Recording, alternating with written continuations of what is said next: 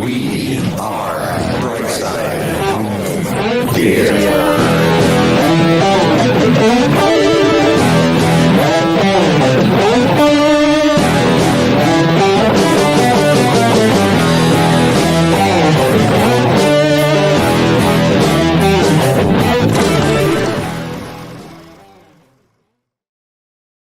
Hey, home theater nerds, welcome to the Brightside Home Theater Podcast. The home theater podcast, it's all about the experiences, the sights, the sounds, the scenes. There he is.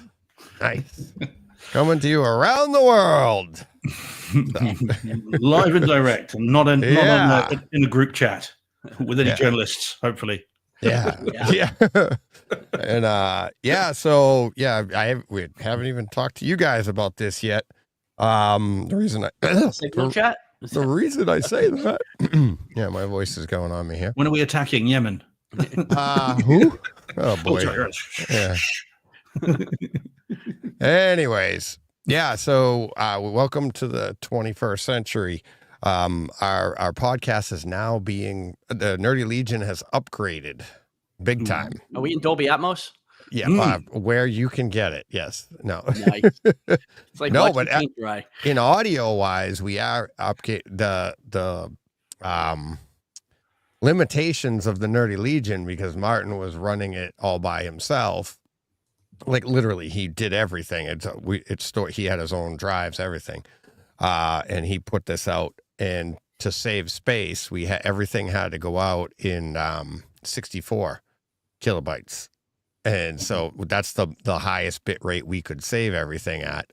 And now we can go up to 100, I think it's 192, and, stereo, blah, blah, blah. So much improved there. But we can also do images for every episode.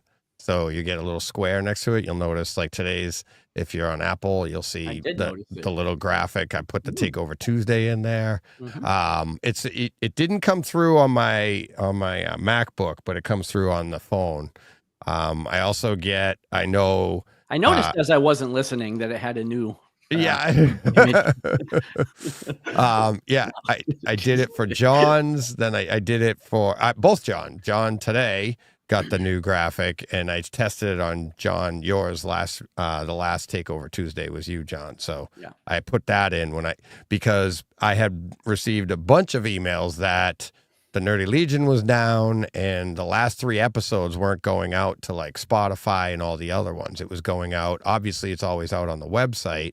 And then the website at that time, just as a safety, Martin had set it up that everything from the website would just automatically go to Apple. So that's why Apple always got it.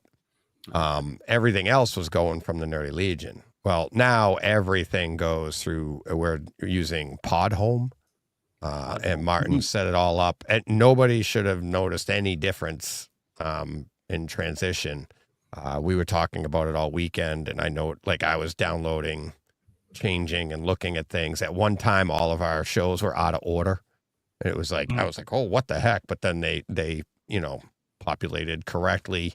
And the other huge feature that I've been asking Martin for, which was a huge limitation, and I was obviously, Martin does all of this for us for free. John and I have never paid a dime for hosting our podcast. And when I started looking into it a few years ago, I want to say this show was the one that put the Nerdy Legion, because it was so demanding. 2-hour plus shows twice a week. The amount of data I was putting through there, I think we crushed the Nerdy Legion. Mm-hmm. And so it's kind of my fault. And I'm like looking up what's it going to take for me to transition, and it would be well over $50 a month to run this show through anything else. And so Martin found a way, and he's running the Nerdy Legion through this. And I'm like, okay, let's split it. Tell me what it is. And he's like, nope. So it's like, so he's still hosting it. We will be doing him and I are recording later tonight. And we're going to talk about that, home theater. And, Martin and I, once we get going, it's just like we go off on all sorts of tangents. So we have a blast. So that'll be coming out soon. I'm not waiting for next Tuesday. So hoping to be able to even maybe get this out before midnight, but knowing Martin and I, we talk for a long time. So, but yeah, a lot of cool features. A lot of cool stuff that we'll be able to do.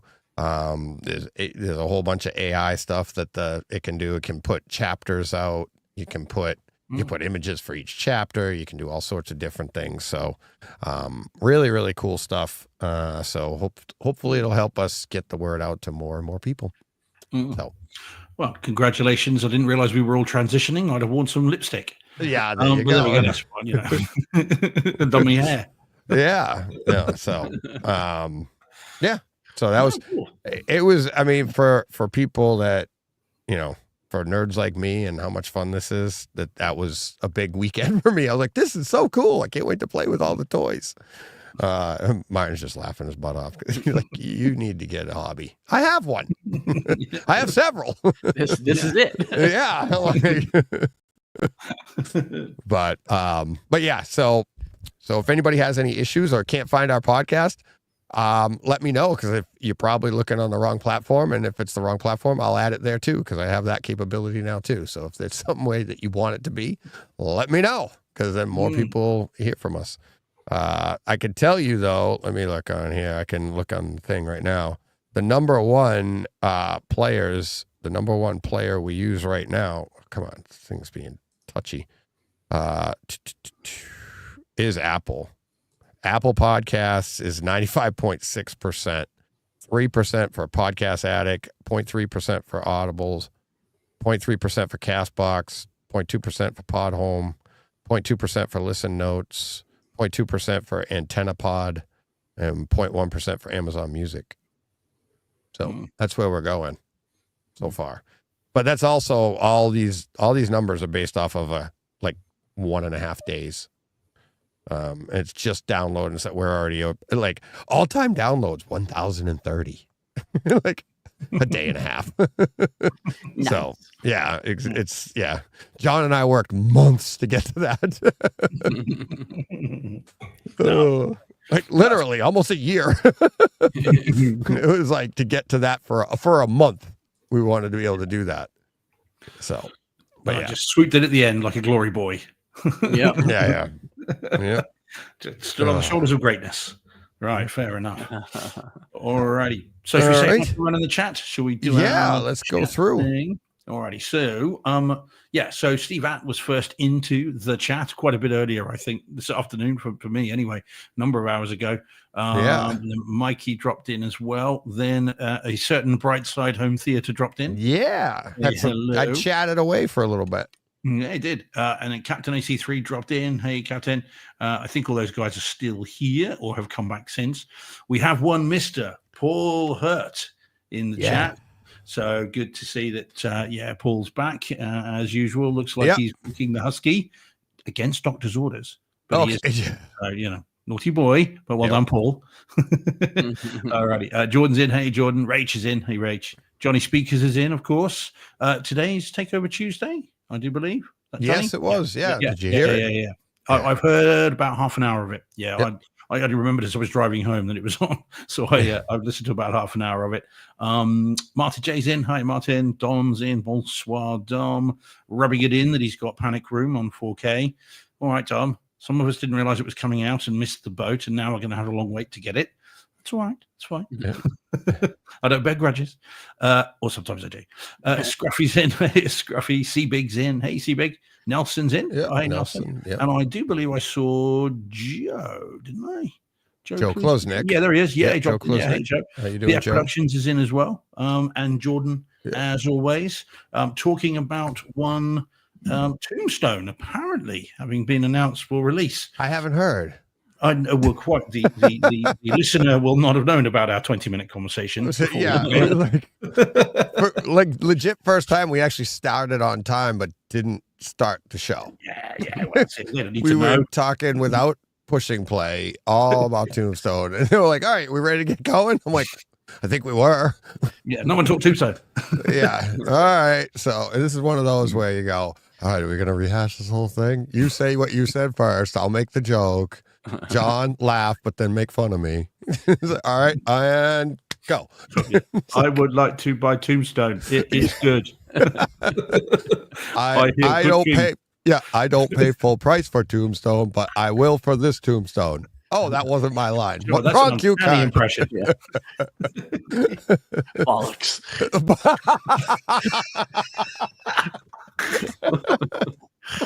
That's the cat's ass right there. Right Yeah, there. I'll tell Here you we guys. go.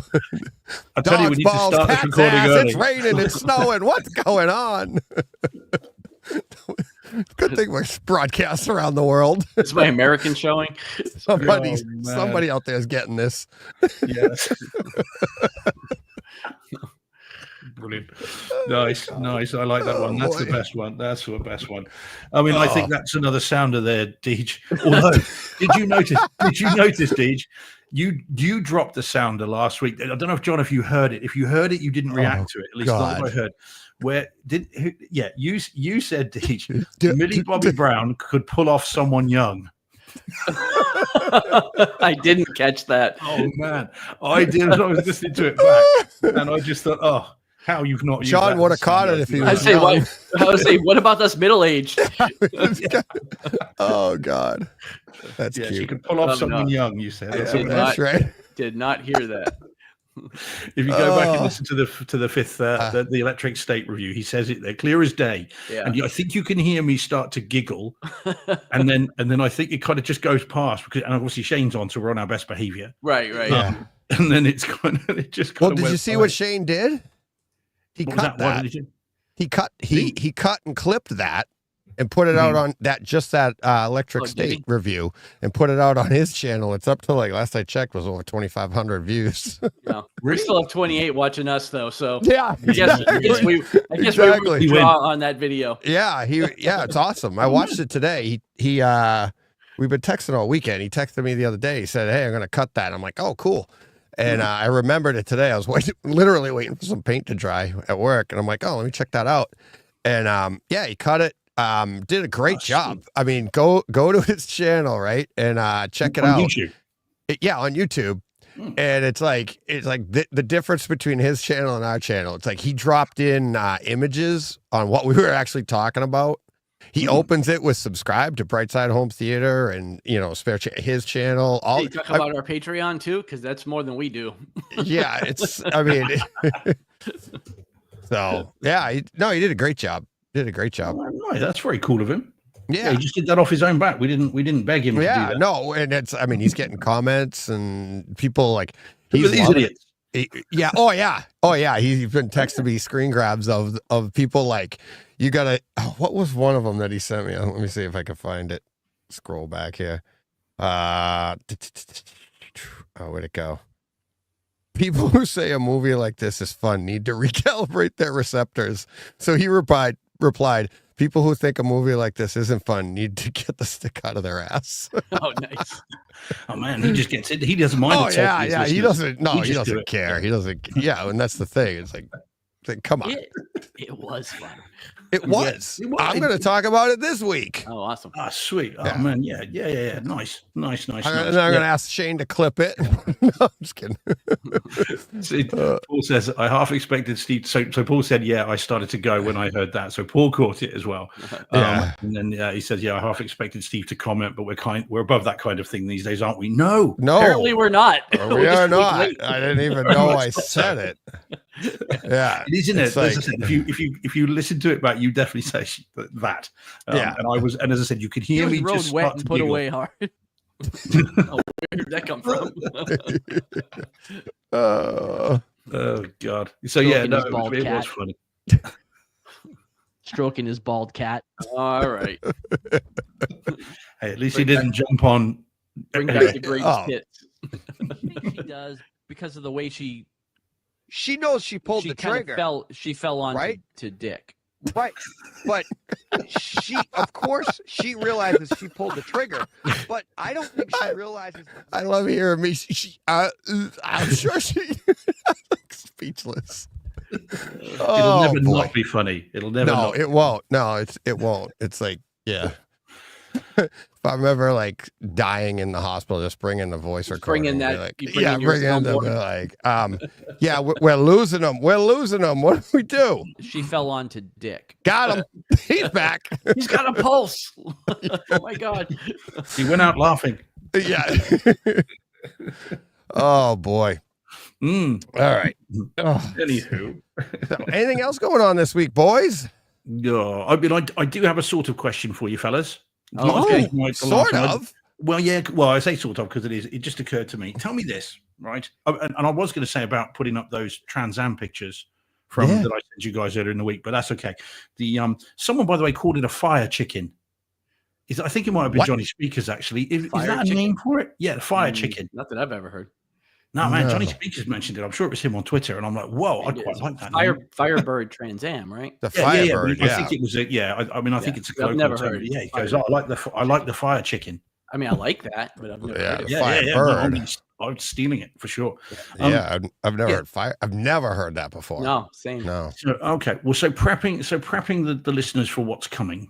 Here's my question to you: have either of you ever seen? And again, we might have to steer around it a little bit. Have either of you ever seen a TV show or a movie that offended you so much that you had to turn it off and would never go near it again?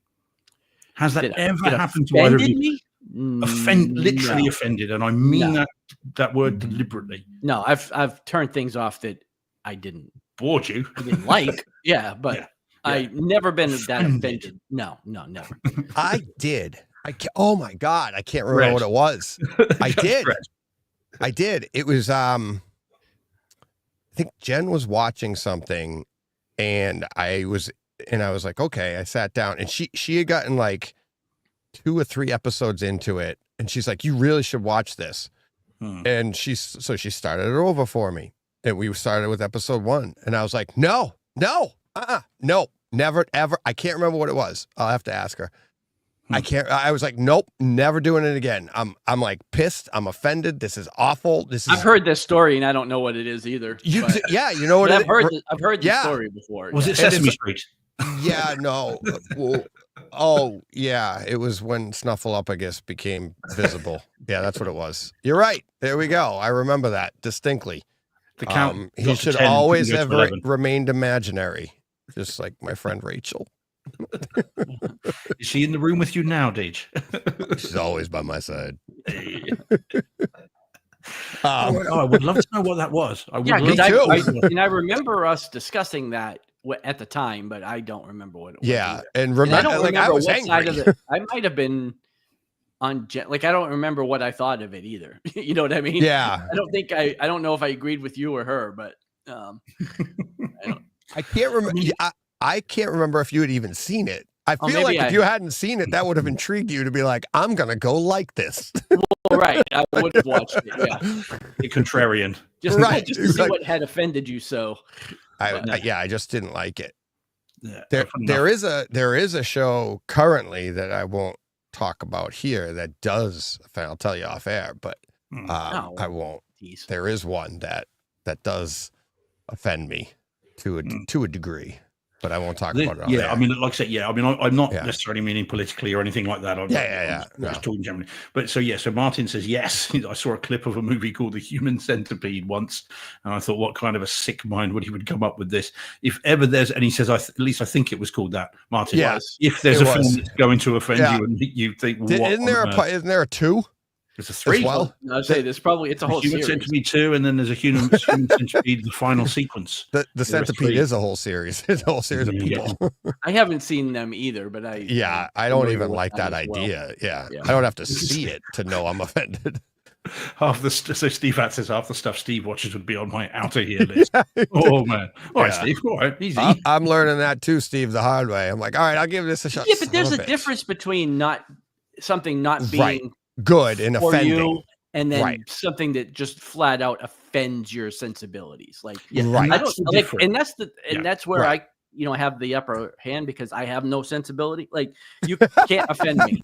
Like I don't think anything could offend me to that degree. You know what I mean? Like I would not. Yeah, I could not like something. But Right. Yeah. Yeah, and that's the same with me. I mean, I like again Fifth Element. You know, the pictures behind me. You know, I don't find the Fifth Element offensive. I just don't. No. like it. You know, I wasn't angry watching it. And that's the difference. It's this that added thing that just takes it to it's personal. You know, this is something that is upset me personally. Right. You know, that's a whole different thing to it was boring. It wasn't for me. It was it was wrong. That's a different thing. Offensive is a whole other territory. I mean, look at again Midway. I didn't like it. I wasn't offended by it. No. And that's the thing. It's like you didn't care for the execution of the art form. Really, that's what you didn't like. Sounds like a challenge, John. Oh, trust me, John can be offended. Trust me. I seem to remember having a little conversation off air last week after the show, didn't we, about something that offended our John? Yeah, there you go. Yeah, I don't recall. Oh, how can you have forgotten that? I know. You nearly went off on the show. But what's funny is like I think sometimes Well, no, I need to I know could what be it was. offended by something just in an artistic way. Like I'm offended as an artist. Like, what are you thinking? You know what I mean? Not like similar to you, what you're going to talk about later. You're offended in your profession. You know what I mean? It doesn't mean offensive doesn't have to be political or personal or something like that. It actually is personal, but it's personal to you. And I can't remember what the thing was. I wasn't offended, but to give you an example is, what was that movie? It's a series on Netflix. Season 2 just came out. Season 1, it was the one where the people kill each other. They have to play that game. Oh, Squid Game. Squid Game. Yeah. I don't want to say that offended me. I just thought it was stupid. I got one episode into it and I'm like, no, I'm not doing this anymore. Joe showed it to me. Everybody was raving about it. I watched one episode of it and I was like, I don't get this. And then I'm like, I know what the entire thing. And Joe's like, no, you don't. And he'd seen the whole thing. And I go, let me guess. And I played out I guessed it. And I told him the ending. He goes, yeah. I go, I thought the thing was so I'm like, it's been done. And I didn't understand the fascination with it, but it doesn't mean anybody else can't enjoy it. For me, I was like, I didn't find that creative. And to me, that it was just Squid Game to me was a creative version of reality TV, which is basically taken the world and turned it on its head. And the entertainment world, I should say. And I'm not a huge fan of reality TV because me personally, I find that, if you want to call it offensive, that's not entertainment, because reality TV is usually people that are like, you're minimizing that one individual and like the masses are watching and laughing at them or feeling, it's like, that's not entertainment to me. You want to entertain people, let's do something creative and entertain them, make them laugh, cry, be scared or something. Don't use real people and put them in difficult situations and then laugh at them. I don't like that. I don't find that entertaining. Do you know what? It's interesting. If you'd said to me before I asked you that question, if I'd had to write on a piece of paper of the two of you, who would have said, I can give you how many examples do you want of what has deeply offended me? And someone who'd said, I'm happy-go-lucky, easy as it comes, it's all art. And if it's the artist's intent, I've got no issue with that. I would have had you two the other way around. Oh, yeah. I'm not. I mean, I got that completely wrong. There's things in life that can offend me, but not anything that you're really going to see in mainstream media. You know what I'm saying? Like, I have the same morals as most people with a conscience. So there are definitely things that could offend me, but not usually movies or TV. It's art, isn't it? It's expression. Yeah. And so I get, and again, so this is, here's a lawyer for you, look, taking both sides of the argument. And here's me that poses the question and then jumps either side of it. So on the one hand, you say it's artistic expression as long as it's honest and it's not designed to do something. We've discussed this before, but as long as it's honest expression, then that should be tolerated to a certain extent. I mean, there are limits, of course, in terms of taste and decency and everything else, although that's a shifting paradigm. To a degree, though. That's the job of the artist, is to push those things, if there is a job at all, you know what I mean? Artists have done that throughout history to push boundaries on things, to expose people to something they might not have otherwise thought of, and it opens the eyes of people that go, what, wait a minute, what? And then that inspires other things, sometimes lifetimes later, Yeah, yeah. Well, quite. So you've got the artist on one side, and as I said, it's artistic expression. But then on the other, I suppose there have to be limits by definition. And if you do push those limits beyond what should be in the eyes of the holder, that then can become offensive for whatever reason. Mhm. So it's interesting. Yeah, there's two sides to it. But the good news is there's something tonight that offended me. So I can give examples. Yeah. It's funny, like everything you just said, though, Steve, is like where that's what bothers me about reality TV is there's nothing there. There's It's no also not artistic. honest, is it? No, It's also not it's honest. literally penny pinchers going, we can get people to do this for cheaper than we could if we had to pay a writer and then pay actors to act. This is a way to put some content out there and money in our pockets. It's not an artistic expression. It's literally, let's get some people to be the dancing monkey. Well, it's And exploitation too. That's what I mean. It's exploitation. It's like, But again, I guess to play the devil's advocate, just like Steve did, can it be exploitation if you sign up willingly for it, though? You know what I mean? So, Well, but I suppose that person that signs up willingly for it must have the capacity to understand what they're signing up for. And if you would hope, yeah. you would Yeah, hope. and the problem is, I mean, look, when this, I would say, well, we had Big Brother here when it began, however many years or so ago. The very first series, I would say, was honest. That is a group of people who didn't know what was going to happen. They were in a house and they just filmed it. But after that, Right. these people know what's expected. They've seen it. They know what to do. And so it becomes it's not reality. It's heightened reality. It's just someone playing a role because they're on TV. And so this is what I mean by I don't think it's honest. It's not. It's actually very much manipulated both by the production company and then also by the participants because they know they're being filmed. They know what's coming along. And so that's what I mean by it's not honest. It's manipulative. It's, as you say, it's exploitative. There's no question about it. And again, I think they do occasionally pick people who are, I just want to be famous. I don't care what I'm famous for. I just want to be famous. And those people perhaps don't always fully understand the tiger's tail that they are tweaking. Oh yeah. And what comes from that. Yeah. So yeah, Cost but of fame. Yeah, absolutely. So as I said, it's very rare. Like I said, this particular thing we're going to talk about in a bit offended me, but it's rare that I would find something that genuinely would take against it, something in that strongly. But boy, did I! And then promptly communicated that to the world and everyone that I know. But yeah. And it is a personal thing. You don't have to be offended by it. You don't have to share that. People love it. Most people, in fact. But for me, just oh dear, not good. And here it is. Do you want to open with this? this? We already kind of have. So yeah, because everything from this is then happy. Very old. So let's start bargain basement. Oh well, all mine is anyway. Yeah. All right. Let's go. All right, let's do this then. Okay. Okay, then. I might have buried the lead, or perhaps not. Yeah. Whatever the opposite of burying the lead is. Here we are with this. So this is not a show title. No, indeed, yeah. This is Adolescence, which is a short mini series on Netflix. It's 4 episodes long. It's an English TV show that has taken the world, certainly the UK, and I think much of the world, by storm. It's become the biggest or most watched series of Netflix history in the UK, and for the very first time, this has in fact been watched by more people than anything on terrestrial TV this week. So for the very first time, it's become number one. A streamer has overtaken terrestrial TV for the first time. So as I said, it's a 4-episode series.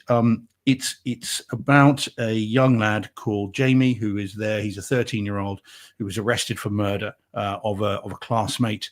And the series, I can't tell you what happens in all of the things because I never got beyond episode 1. However, the idea is he is arrested, he is charged, and then the case moves forward to its inevitable conclusion. Now, what's interesting about this, I'm going to talk about the home theatre side of it first and then talk about the show, because no one will want to hear what I've got to say about it after I talk about the show. So the home theatre side of it. Now, this is where I have a problem because the home theatre is very good indeed. And so the whole thing is interesting because all 4 episodes have been done as oneers. So, and this is not a fake oneer like Daredevil, where they stitch them together, or Gravity or anything like that. This has been done like a play.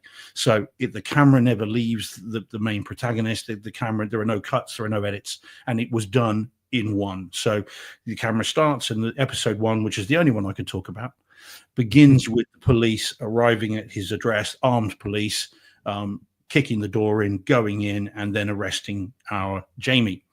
He is then taken to the police station where he's booked in, where his troubles begin, and my effrontery really took hold.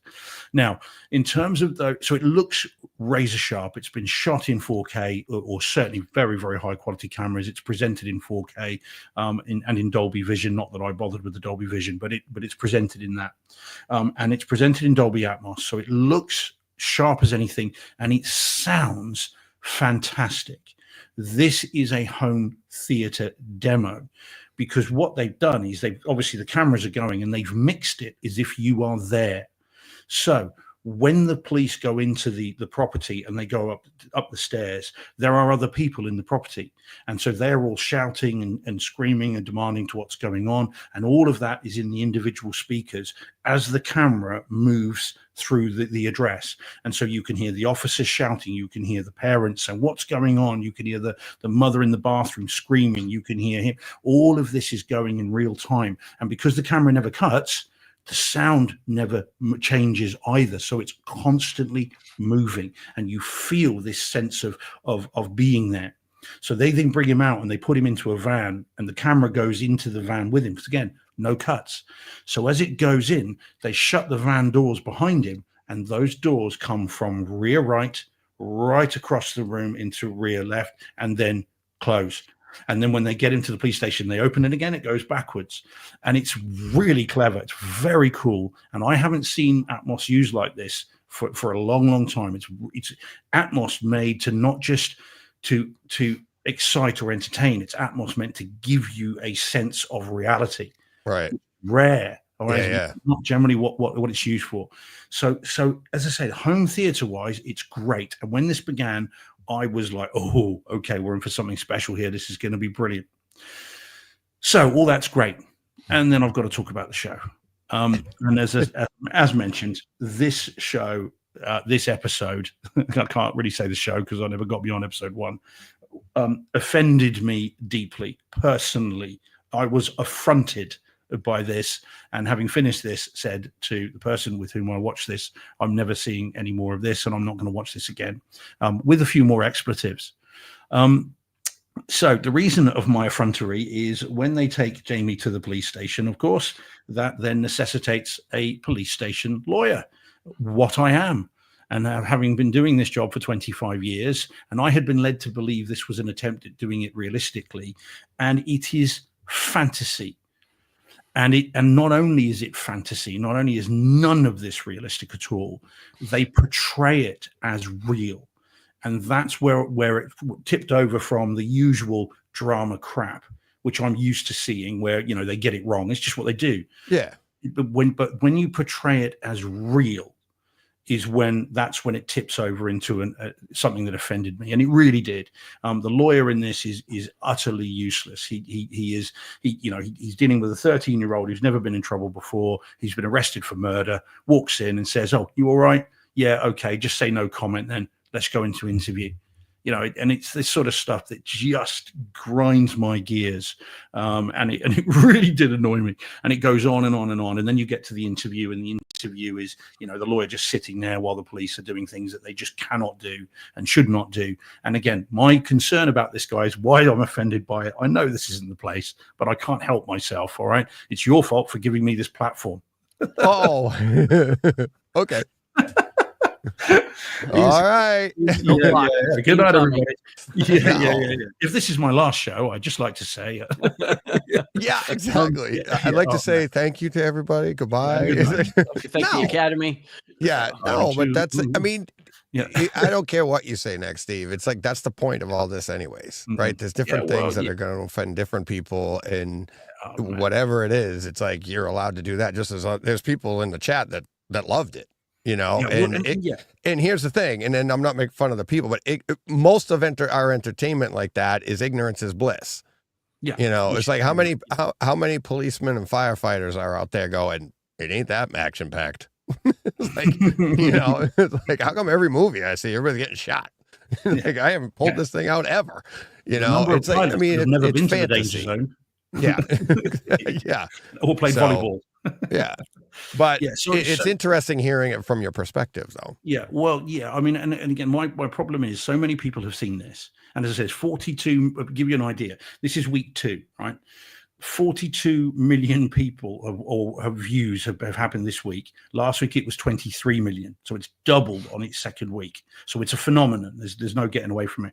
And my concern, where I'm again offended by this professionally and personally, is that people will look at this and think, I'm not going to have a lawyer if I get arrested because they're useless. They don't know what they're doing.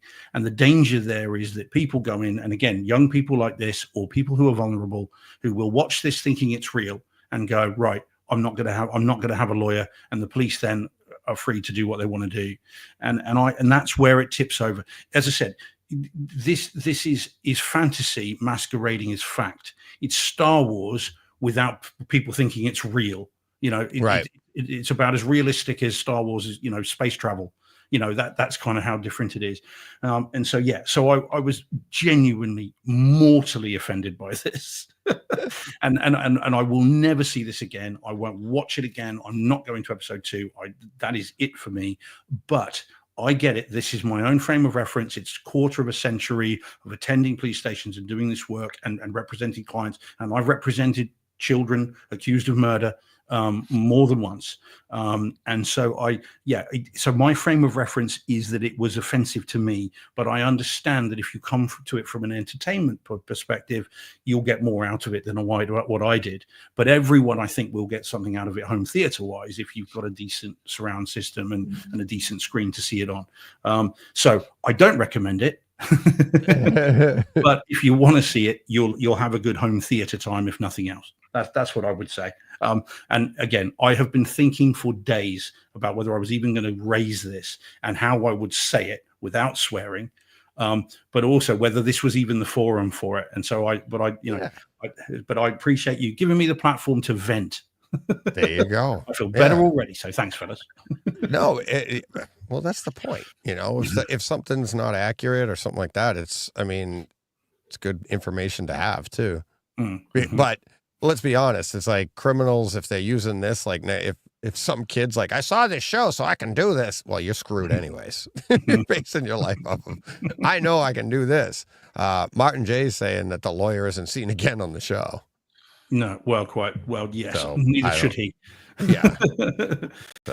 Yeah, no. I mean, it's been a big thing in America as well. Stephen Graham, who wrote it, and in fact, he's the guy in the red in that shirt there, which you'll recognize from Venom and millions of things in Snatch and all that.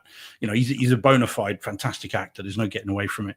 And he wrote this series with someone else. And it's just again, entertainment. If you don't know about it, great. But I personally think they should know better. And a couple of lines of dialogue would have been needed to have at least got it past the just about truthfulness side of it, but it just doesn't do that, and just presents fantasy as fact. And I got a bit upset. Yeah, there you go. No, but you know what's funny is like everybody's coming up with it. It's like Rachel saying it's like what she feels like when she sees hospital programs. Paul Hurt's like, it's a bit like when I see a movie where someone's singing, speaking into the wrong end of a microphone. There is one for me with what I do for work. It's like late night TV. There'll be these, you ever seen those waxes that like, this'll take scratches out of a car? And I'm like, no, I'm like screaming at the TV. Like, it can't do that. I'm like, it angers me. Because I see that and everybody sees that, and then they hire me and go, just do this. It doesn't work that way. And it's like, I literally get people instructing me. I'm like, here, go buy the shit and do it. I'm sorry, do it yourself. It's like, now, can I tell mine now? And this is probably more offensive even than Steve's. Uh-oh. yeah. Big Bang Theory, Spent. right? Big Bang Theory. Every week, there was an episode where they would spend time at the comic book store, thumbing through the boxes of bagged and boarded comics, and then pull one out and start thumbing through it. You can't do that.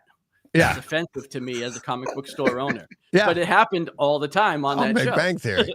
So Oh man, I haven't got to that bit yet. we all have our things, Steve, that just Yeah. Oh man. Yeah. I guess I can be offended is what I'm saying. See? Yeah. Yeah. It's- Yay. See, I knew it. yeah. It's just, oh man, I hate that. And like for me, people are trying to like, And I pointed it out every week. yeah, people are trying to get me to go lower on my price because of this crap. And you're like, no, it doesn't work that way. Joe. It's- Yeah. Well, Yeah, I yeah. saw that. Yeah, That's more true than you Yeah. like to admit.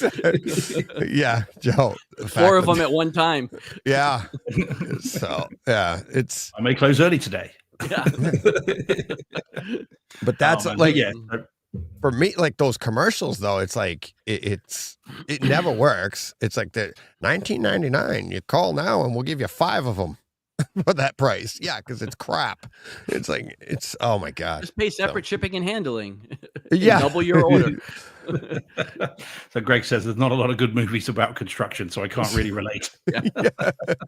No, yeah. Well, I mean, could it's say just, something. every week it seems I'm on Yeah. here saying, I can't watch these shows because of. I mean, look, last week I talked about Daredevil and the, leading question. I'll Yeah. take that all day long. over Oh, something yeah. like this, Yeah. So it's my own fault to a certain extent for putting myself, which the person with whom I watched this said that, you knew it wouldn't be right because they're never right. Yeah. But there is a difference between a drama mask trying to just be entertainment and nothing more.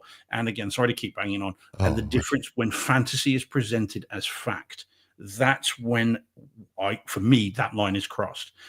So yeah, I mean, look, and I know that even as I say this, loads of people that wouldn't have seen it are now going to watch it.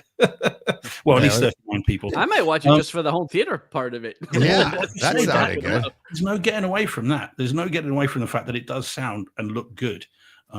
But there we go. Okay.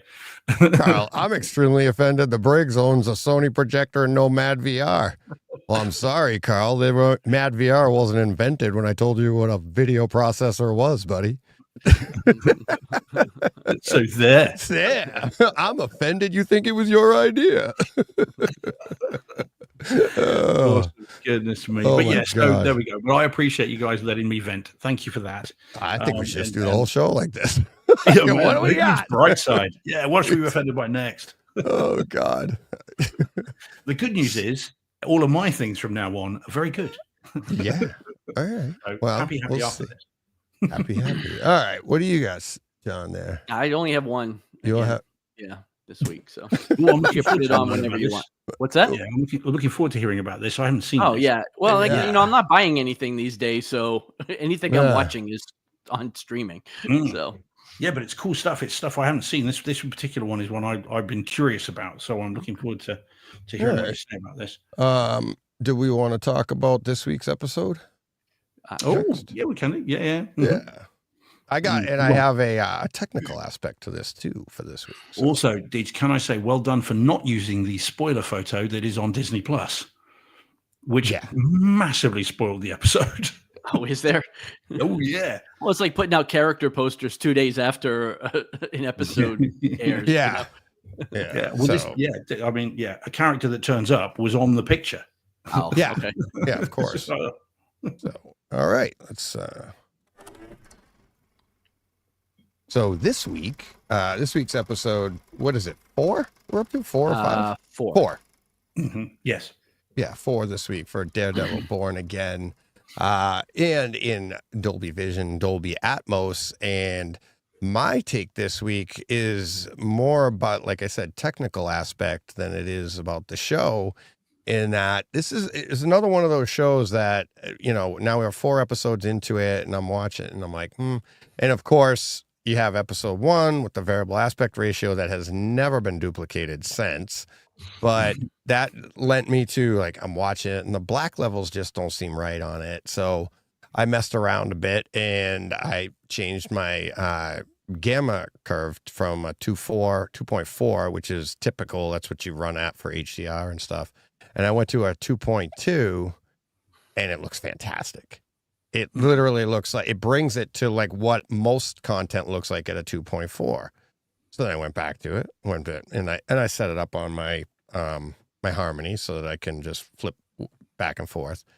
And yeah, so I did a little bit of, research, Googling, if you will. And it's this, I'm surprised we don't do this more often from what I've found. And it's like different cameras shoot different things. It's just a matter of, what light output they want to do. And it's like, look at Mandalorian had this issue. They're shooting because of the volume, whatever it was. And, the more and more I looked into it, I was like, this should be like, if it just doesn't feel right, just don't stick to, that's the way it's supposed to be. But why are my black levels so like grayed out? And it's, why is everything so off? And even going to other content during the week, I'd be like, other streaming content, that is, I'd look at it and I'd be like, oh my God, you put it at a 2.2 and it looks horrible. It's way too dark. It's, it's basically, it's crushing all of the black into, it's getting rid of all the nice detail you get at a 2.4. And then flip back, go to Daredevil Born Again, and just put it on 2.2. And you're like, oh, it really does. It's like, it's that much of a difference. And it's, and that's, so what you're talking about here is like, it's just your difference between your bright to your darkest point and how the curve works because of the way the eye works. This is what I'm looking at. That's what I was looking at. And cameras do it in different ways. Then, of course, the way they produce it to us at home is going to be different. Most of your content, your physical media, it all should be a 2.4. That's not an issue. But from what I've seen and what I've read, there is no hard and fast rule of a 2.4 for anything. But then when you see it, you can, if you can't see some details in the shadows, then you should probably go up, not down. So if you're at a 2.4 or but if you're at a 2.4 and everything just seems bright and your black levels just, everything's there. All the details there at a 2.4, it's just that blacks aren't as deep. And before anybody in the chat starts saying, well, my JVC does this or my this does this, or no, it's not that. This is literally, it's just a curve. And it's the way it's being produced. And then if you drop it to a 2.2, you're going to see it as, you'll still see those details, but now your blacks will get deeper.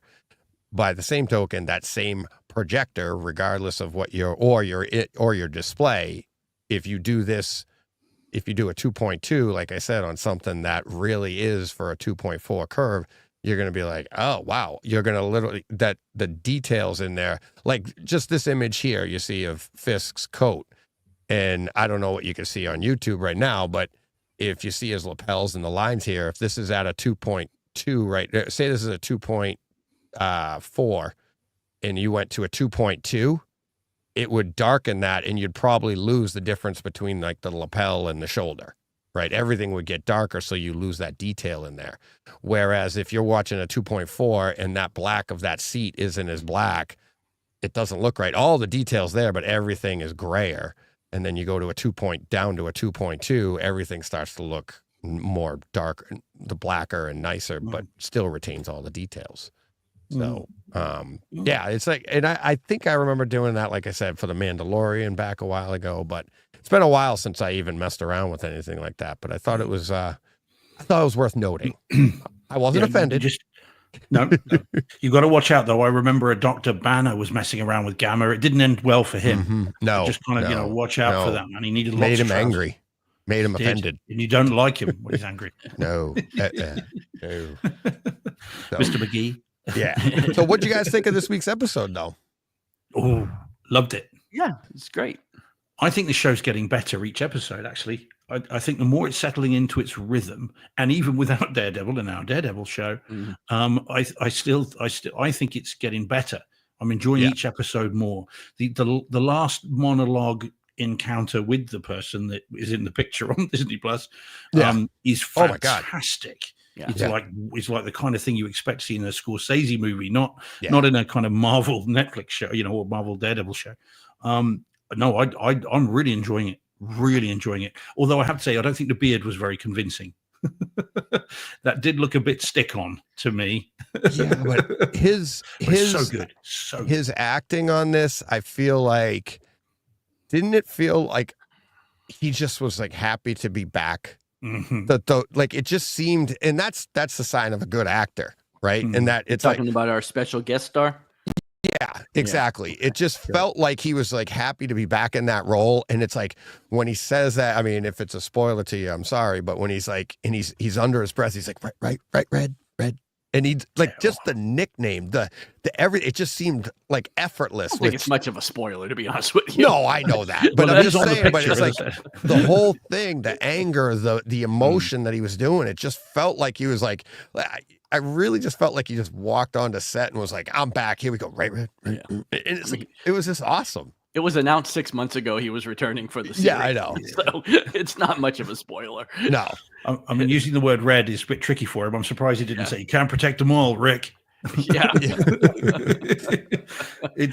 But yeah, he's awesome in this Yeah. particular episode. I mean, he just unleashes, doesn't he? He's like a force of absolute nature in that dialogue, and you can see the uncertainty in Matt Murdock's eyes. He's like, this guy's off the deep end. Like, what the hell have I done? And I do like, again, I don't think it's spoiler because it's very short. You're not, you're asking for permission. And I thought that was fantastic. And the essence of the character we're not talking about, the essence of that character, I know. But the essence of that character is all within that one line for me. That you're asking for permission, Right. as if, Red knows if he doesn't get that, he's in a lot of trouble. And I thought that was so cool. I really did. Juicy dialogue, it's really, really good. Yeah. So this is my favorite Marvel show in terms of in the Disney Plus era, by quite some distance. Even with the legal issues, which pale compared to Adolescence. So I think this is just getting better and better. And by the time we get to episode 8, bear in mind, as they're saying in the chat, and I saw online earlier, there are 2 episodes dropping tonight. I just found that out. I didn't know. Yeah, that. so that's what 4. So that's what 5 and 6. So we're only going to have 2 more after that, and then that's it. It's 8, isn't it, or 9? One of the 2. 8. It's 8 and 8. Yeah. So I think we're going to get to a serious ending of this and be like, I want the next season now. Right. Well, I think it's considered a mid-season. It's like because it was like right. the Originally, it was one like 15 or 16 episode season. Like the original Daredevil, I think was 15 episodes. But I think we'll have to wait the full. Like it won't be like 4 months later we get the second half of it. No, it's supposed to be like a year, right? Yeah, Next I think year. Yeah, it'll be next year. Yeah. Because they're still shooting it. Yeah. Yeah, so I think it'll be next year because then there's all the talk about who's going to be in it.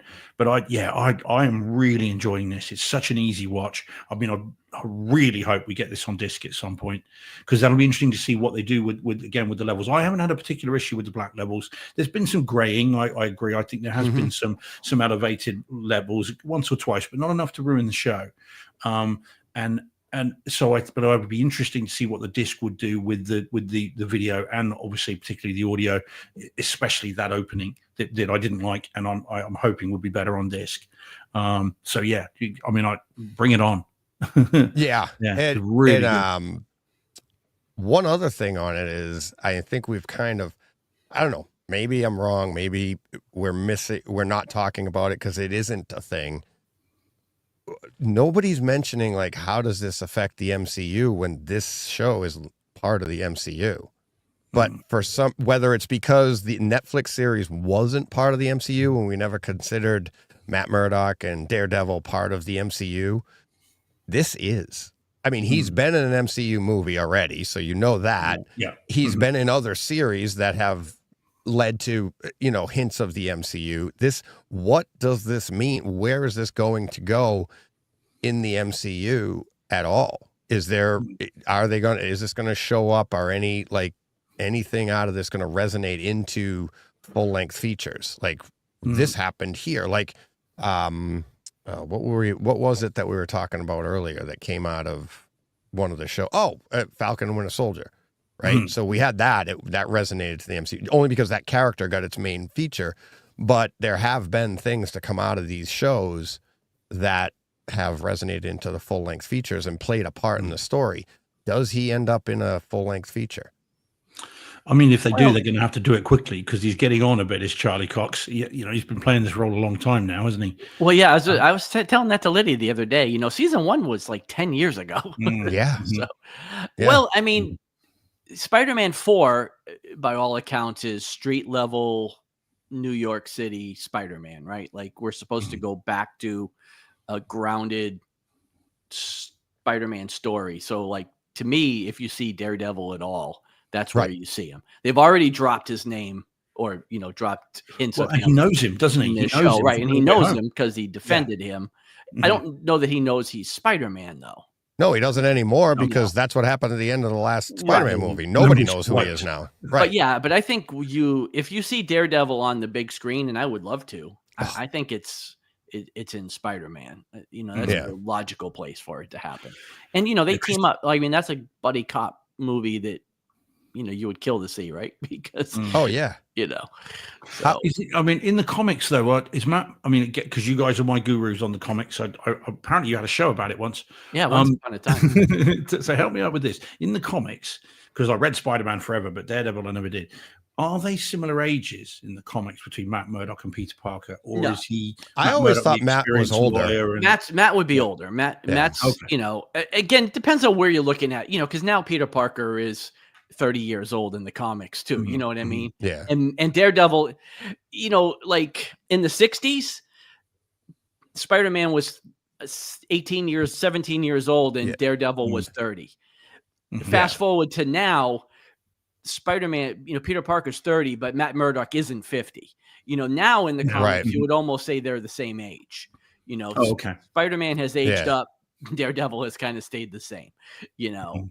So it's Well, just it's just like in Batman, in DC, Dick Grayson is not 8 years old anymore, but Bruce Wayne is still 35, Mhm. Yeah. So I'm Yeah, the amazed one you I say that word referenced- again, John. I'm amazed you give Jeej the ammunition. very, very quickly put Grayson right after it. So Yeah, it'd be exactly. hard to splice that out, but But the series that John and I referenced a couple weeks ago, the Zdarsky run, Spider-Man was the calming influence on Daredevil in that series. Mhm. He was almost like talking, Matt down. Like he was like almost like Spider-Man was Daredevil's mentor. Right? Like Okay. it was so that it really depends on where you're coming from, what run it is, or what it can, like John Right. said, it yeah, like I fluctuates said, in everywhere. present day Marvel comics, they're more the same age Yeah.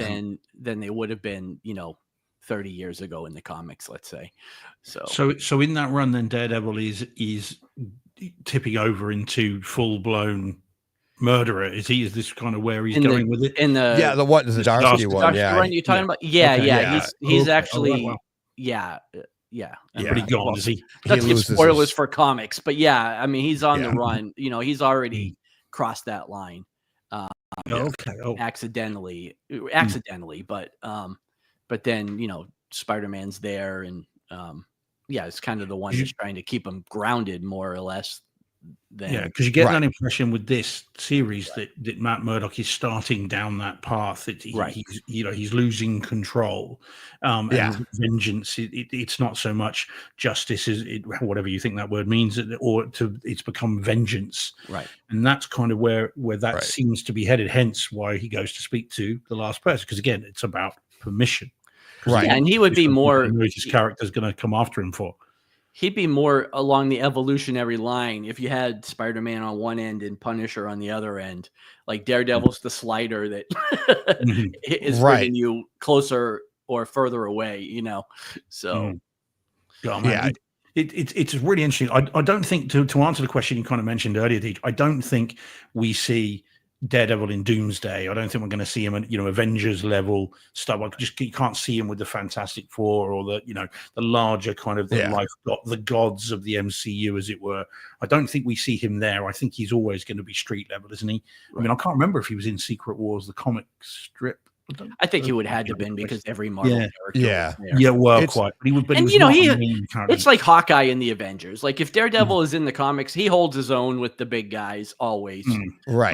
But, he shouldn't in theory. But again, it's like Hawkeye always seems to be doing something relevant among the gods of the Avengers. Yeah, like I mean, it's he has no special strength. He just Right. has an ability to sense things in a different way that gives him an advantage over other people. But for some reason, he can jump off a rooftop and land on the ground, no problem. Right. Where physics don't apply to him because he can hear better. I don't know. Did you guys catch that? I missed that. Oh yeah. What's up? Oh yeah.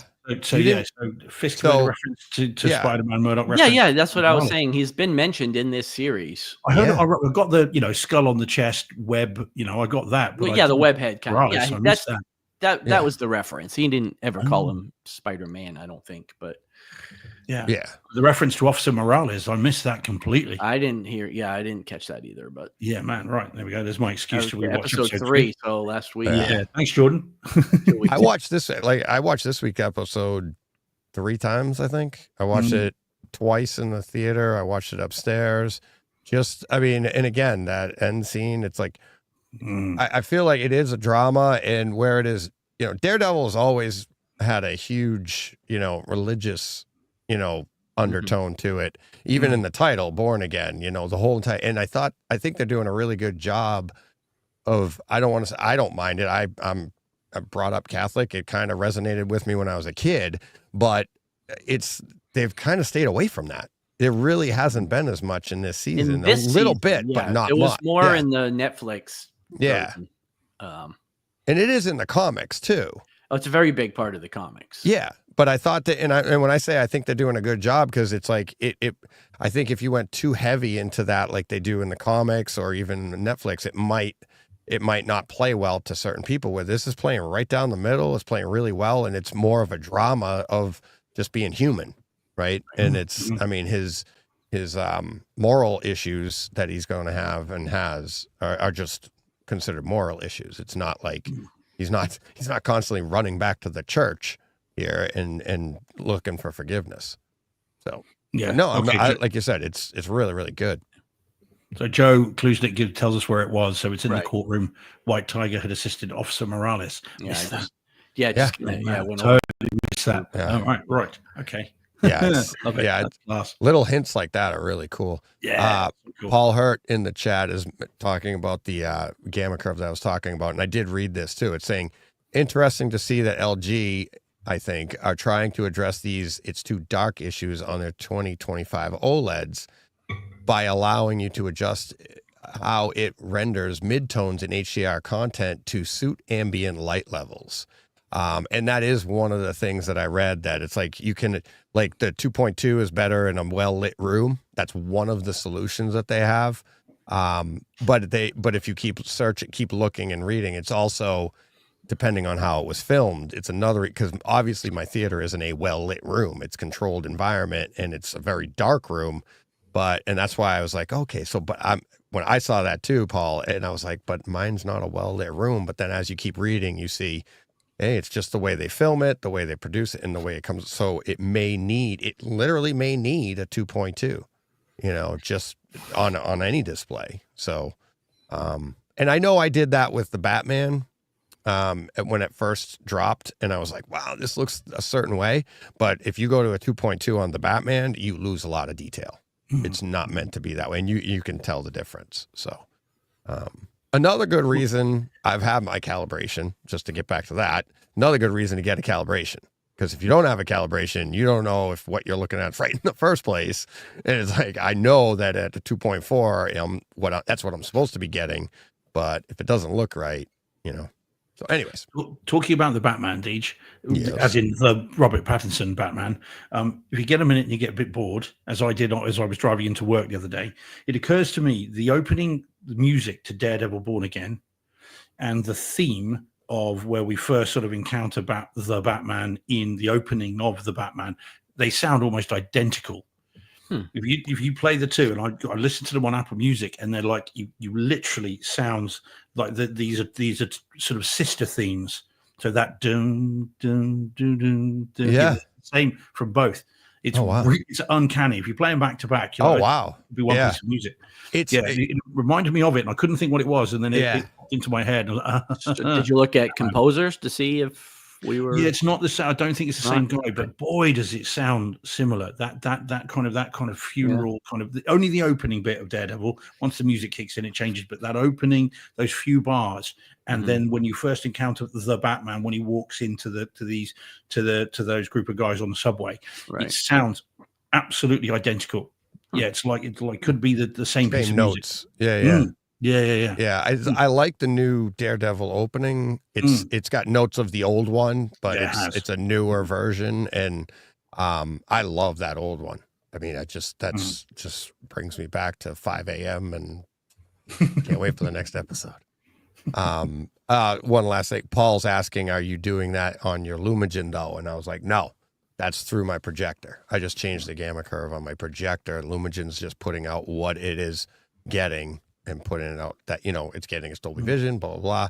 And this is, and translating it from my display. And then I just changed the gamma curve to, make it look a little bit more, contrast, literally, get that deeper dark. So, all right. This is a fun one from last week. Another one of these, this is actually 2 weeks old, for me. X-Men Origins Wolverine. This is in I can't even remember. I think this is just in 1080. Pretty sure. I don't think it was in 4K. It was 1080 DTS Master Audio. I think I'd have to look that up while we're talking about it. It was from a couple weeks ago. But I was watching this upstairs and or I was flipping the channels and just this came on and I watched a couple of scenes of it. And I was like, oh, man. I'm like, I got to get this. So I went down. Yeah, it's just in HD on Kaleidoscape, DTS HD, Master Audio 5.1. So the scene, one of the things, this movie here has been widely panned. I'm sure do you guys like it? I'm not really. Really? Yeah, I think Deadpool has certainly been done better since. Yeah. Oh, well, there we go. This is, I mean, wait for it, Steve. You're ruining. We rehearsed this. No, no. I had fun. I always have fun with it. Even that, because see, Deadpool. That's the ending of this. Spoilers for everybody. It was ridiculous, but that doesn't make the whole movie. It's not the entire movie. It's the end, and we all went, "What?" And it's. But I do love the opening scene with Ryan Reynolds. And he's like, when he comes into that room and he's like, you just see him with the sword, like splitting the bolt, doing this. And then he's like, they're dead. People are dead. I like love Ryan Reynolds. Like, Wade, do you ever shut up? And he's like, not when I'm awake. It's just, I mean, it's just a lot of fun. The CGI didn't age well. It's kind of not very good. It's not as bad as Air Force One. Remember that one with the plane? That wasn't as bad as that. But I had fun with it. And it was definitely worth going back and watching the whole thing and just being like, yeah, that was fun. It's a movie. I like, Hugh Grant was excellent in this. It's like, got all buff. The other thing is go back and you just go back if you see it on cable TV or whatever for free. He's not that big. Hugh Jackman, that is. I do know who I'm talking about, but he isn't that big. He's not as big as he was. That one scene when he comes out of the pool, whatever it is, the pool, the bath, whatever, he's ripped there, but he's not as big as what you see. And I did go right into Deadpool Wolverine right afterwards. And that was a blast. So that's why I was like, I'm pretty sure that was in 1080p because you go into this and that opening scene, Ryan Reynolds just jumping from 1080p, go right into this. It's the contrast levels, the vibrancy, the atmos, this Deadpool Wolverine. And then I got addicted to this. I couldn't watch the whole thing because of my head, but I watched it in 3 sittings, the entire movie, and had a blast with the whole thing. It is just beginning to, I want to say for a Disney film, this is as close as you can get to a reference disc from Disney. It's very Deadpool good. Wolverine. Yeah. So good. And that is like the 3rd or 4th time I've seen it on the Kaleidoscape since I got it. And it's the end scene and put a shirt on. And I mean, it's just so much fun. The shawarma. at the end. Yeah, Like, yeah. the Avengers invented that, you know. Oh my God! I still think if you want to see Jackman as ripped as he can be, I still think Logan is where you see him at his most kind of absolute, like chiseled, ridiculously ripped in that. I think he's more in that than this, but he's still ripped in this. Yeah, but you say it's funny, John. Earlier you said like, Charlie Cox, he's getting older. But all the way through this movie, you have Ryan Reynolds like looking at the screen and going, he's going to be playing it till he's 90. Right. It's like they're going to have him playing Wolverine. And that's literally like, at least in Daredevil, all you're seeing on Charlie Cox in the suit is like this. Well, honestly, I don't think his I mean? days are numbered at all. Like No. Charlie Cox could play Daredevil in 3 movies and still be fine, I think. Like, but I mean, he has been in the role for quite a while. Yeah. But he looks the same, So yeah, I think he could keep doing it, but I don't know till he's 90. No, I know. Well, that's like they're saying with Hugh Jackman, though. They're just making the joke about it. But yeah, I believe him. Yeah, I believe he could do it. How old is Hugh Jackman now? Isn't he like almost 60 or is he 60? 56, yeah. 56, yeah, it's 56. I think so. So he's just a little older than I am. There's time yet, John. I know. I still got time. Yeah, but that movie, it has that Deadpool Wolverine has fantastic bass as well. Yeah, it's 56. 56. He's 2 years older than me. Us. 1 year older than us, actually. I'm 55. So 6 years older than me, guys. Yeah, shut up. Have you turned 50 yet, Steve? Did you just? Yeah, November. Oh, yeah, in November you turned 50. Yeah. Remember, I turned 50 on the show, Deej. That's right. That's right. See, when you get to our age, Steve, you forget everything. Yeah, you forget. When I get to your guys' age, then I'm sure. I mean, at 11:59, he had a full head of hair, and then as soon as 12 o'clock rolled around, oh, geez. Tell you what, we were talking about getting offended. Yeah, exactly. Oh, That's funny. it's with love. Kitten's got claws. All right. What do we got here? Steve? What one do you want to do? John didn't get to do his. You kind of he started and you said, "Well, let's do." Well, I was going to go. Come anytime, like I said. Yeah, I was going to do another one from John, from you, then John, and then I'll do one. I want to do the one with Johnny Depp, or actually take your pick. I'm not bothered. Go for it. Anyone's fine. Johnny Depp, where's that one? Oh yeah, he's there. Yeah, mine don't go for more than like 4 minutes anyway. Oh, there we go. There he is. There we go. All righty, here we go. Okay, yeah, because I want to talk about this. We've never talked about this on the show. No. Okay, so this, ladies and gents, is Sweeney Todd, the Demon Barber of Fleet Street, to give it its full title. And this is Tim Burton, obviously. And this is the musical, and it's on 4K UHD disc, and in I think this is Atmos. Oh no, what did I put? Let me double check, guys. I can't get this wrong. Just let me remind me what my comment says. Let me see. I'm going to check. I don't want to get it wrong. It's Dolby True HD. There you go. Yeah, so Dolby True HD upmixed to Dolby Surround, which is rare these days. Yeah. But that's what we did. So, So you guys seen this? Know that what this is about? I have seen it. I haven't seen this 4K. 4K. What about you, DJ? Have you seen it? Long time. I barely even remember it, to be honest with you. I know it because I'm looking at the cover of it here on Kaleidoscape. I know that. I know your image there, but yeah. Okay. Well, so it's based, obviously, the Stephen Sondheim musical, done by Tim Burton, as I say, 07, with an all-star cast. So you've got Helena Bonham Carter, obviously, because it is Tim Burton, and you've got Sacha Baron Cohen, and you've got all kinds of, and obviously Alan Rickman, who I had forgotten was in this until he showed up, and you're like, oh, of course, and then Timothy Spall and various others. So I've seen this film many, many times, and yet hadn't seen it for a long time, and I hadn't seen it in the cinema room. I've got the Blu-ray. And then this was imported from the US. It's not available here. Doesn't look like it's coming out here anytime soon. So, as I said, I imported it. I had forgotten just how violent this film this.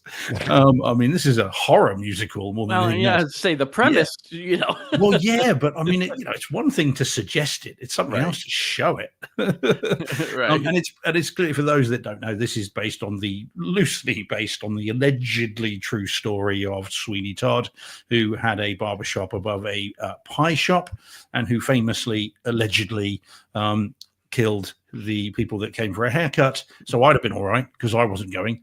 Right. And Deeds would have been all right because he's Oh. not shaving. Actually, we'd have all been all right. Yeah, Yeah, I we're don't do fine. either. Yay. Exactly. All right, we're good. Yay. All right. So, and then famously murdered the punters and then dropped them down to the hatch to the bottom of the pie shop where they were turned into pies, allegedly. So this is a musical, as I said, and it's a very operatic.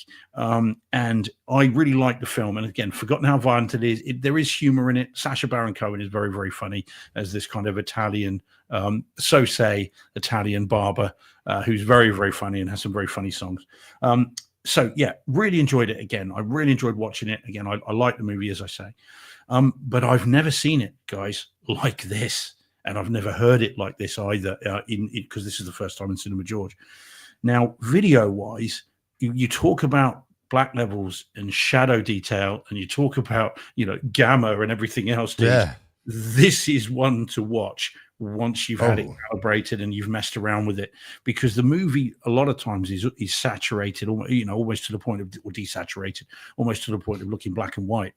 And it's all about the shadow detail. It's all about the detail. I mean, the detail levels on this at times are way off the scale. Lots of it's shot, obviously, again, it's supposed to be London. It's Pinewood Studios, but it's supposed to be, ye olde London.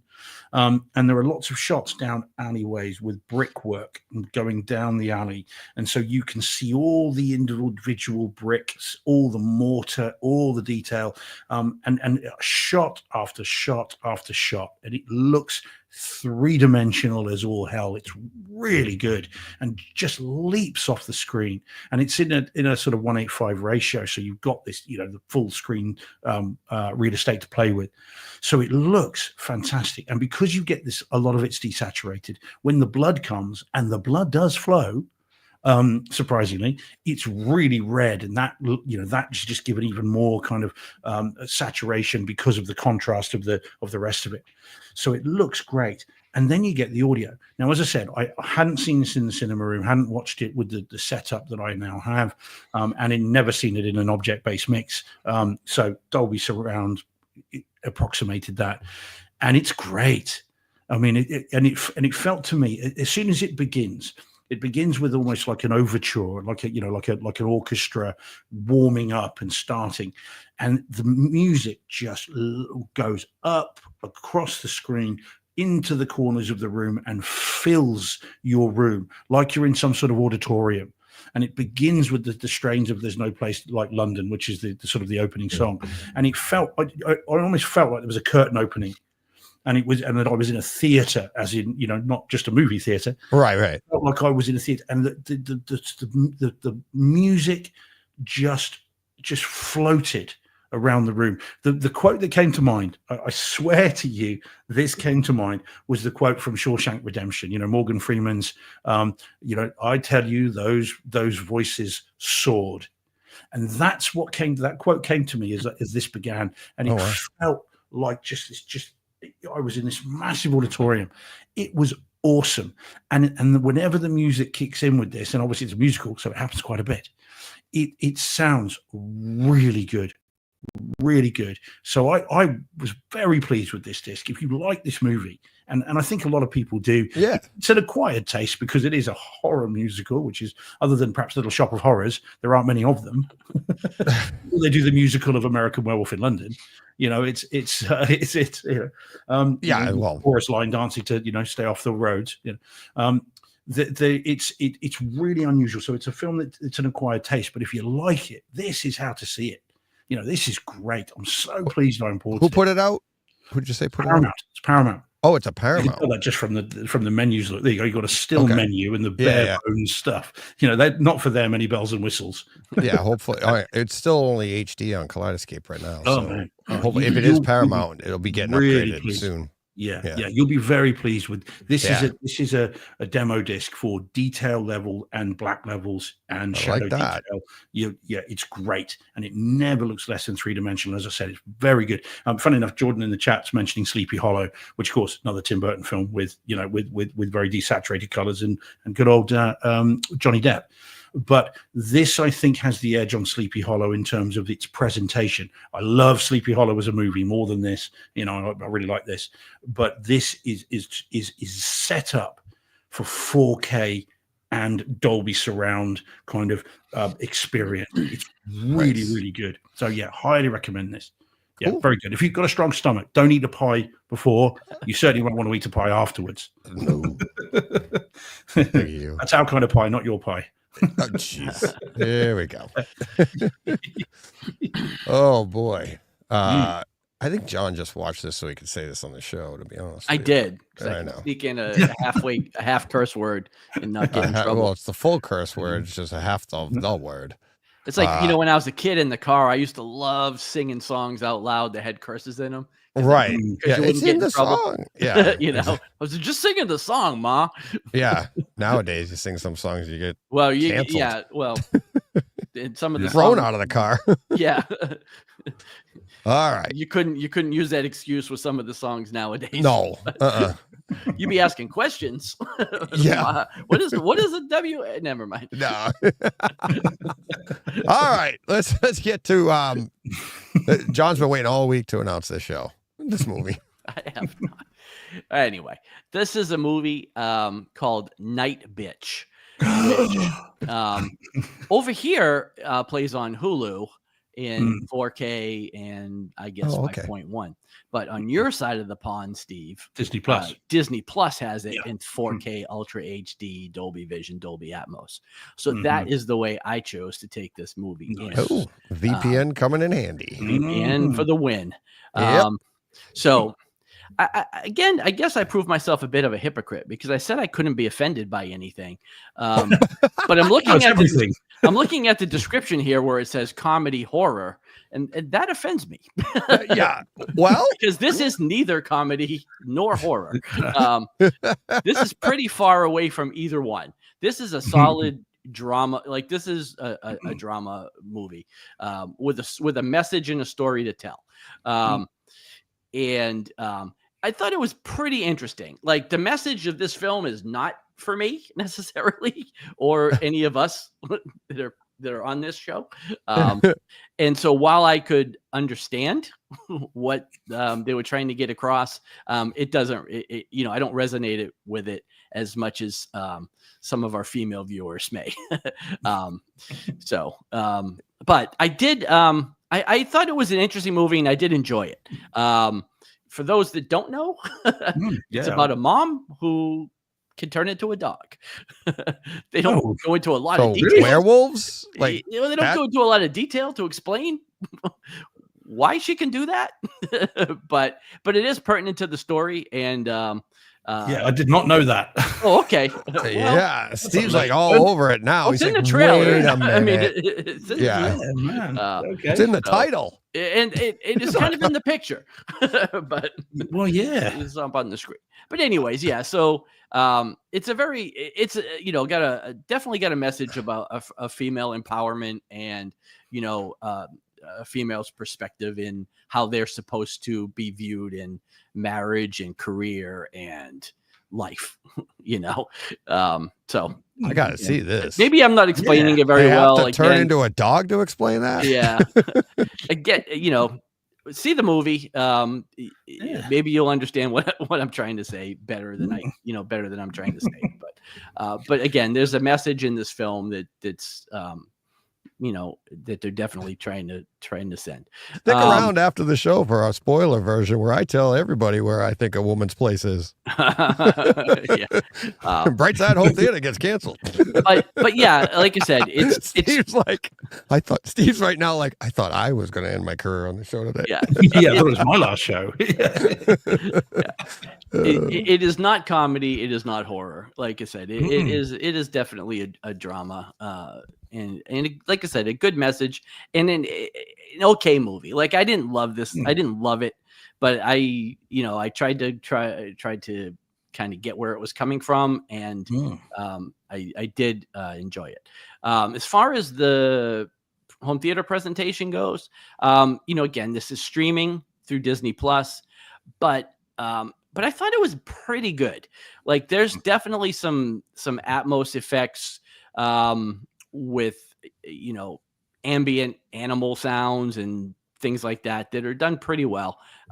This is not a base movie. Like, there's no explosions, there's no gunshots, there's none of that. It's very subtle ambient effects when it comes to the Atmos here, but they're very distinct, and I think they still come across pretty good even with the streaming. And the video looked solid. Like, it was sharp, it looked good. Dolby Vision was, like I said, it was in Dolby Vision, and it looked really good. I think on disc this would be a pretty good presentation, but like I said, not your typical shoot 'em up or action film. So yeah. Wasn't this in the Oscar conversation at one point? Wasn't she supposed to have been nominated, or may have actually been nominated? I'm not sure. Amy Adams, I could see it. She was great.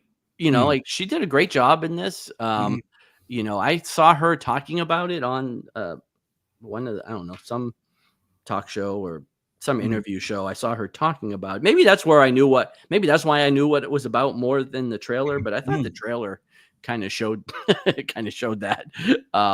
But yeah, and it intrigued me, so I wanted to see it. And I saw it popped up on Hulu, and usually if I see something that's a new movie on Hulu here in the States, I instantly go check Disney Plus on the VPN because it's usually in Atmos there. And I'm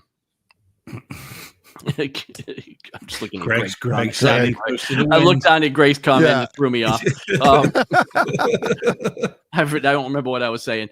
But yeah, generally I'll go check on the VPN Disney Plus over in the UK. Oh, I love it. It's generally there in Atmos and That's Dolby my Vision, boy. because they get all the nice things that we can't have here in the US stuff. I mean, Greg's a brave man. I mean, he is. I won't put it up on the screen. But you have kids, you have a daughter, and you just hope you dream she grows up and marries somebody good like her dad, and damn, did she knock it out of the park. Oh God, he's a brave man. Like I said, she's had one grave, she's quite happy to do another. That's me all over right there. That was great.